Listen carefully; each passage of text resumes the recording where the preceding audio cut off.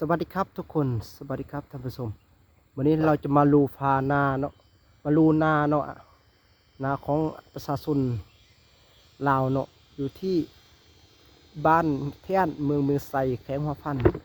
นี่ก็จะเป็นทางเนาะถือว่ายังเป็นทางดินแรงอยู่นี่ก็คือสายไฟฟ้าเสาไฟฟ้าเนาะตัวนั้นและนี่ก็บรรยากาศยามค่ำเนาะถือว่าตอนนี้ก็5 โมงแรงแล้วนี่คนกำลังป้องขนาอยู่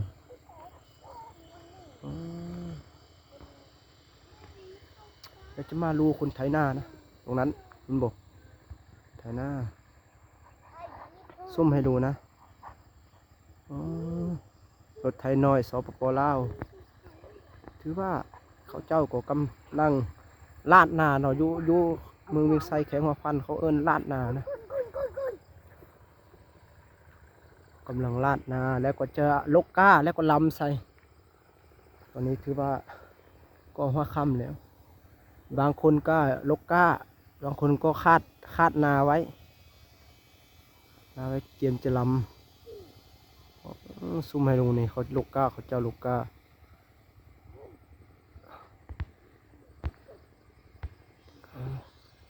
เป็นอะไรก็อย่าลืมกดแชร์กดติดตามให้หินก็คือหินด้วยนะครับหรือว่าช่อง YouTube ผมด้วยนะครับนี่ข้ากาของเขาเจ้าเนาะนี่ก็จะประมาณนี้กา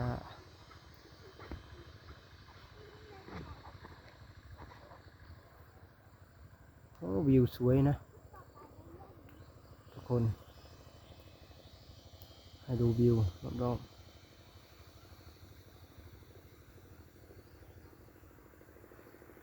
ทางนี้ก็จะเป็นนาบ้านทางบ้านค่อยก็จะเป็นภูฟ้าป่าไม้อยู่เขตสปป.ลาวอะไรเขามาลืมกดติดตามให้ด้วยนะครับนี่ก็จะเป็นทางเนาะมาดูทางนี้ก่อนทางก็จะประมาณนี้แหละเส้นทางบ้านค่อย มาเทียบใส่ทางไทยนี่โอ้ต่างกันเยอะนะ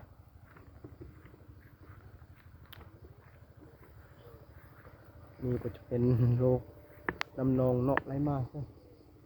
มันจะเปื้อนหมดโอ้ยวิวธรรมชาตินี่สวยถ่ายรูปนี่ได้วิวสวยเหลือเกิน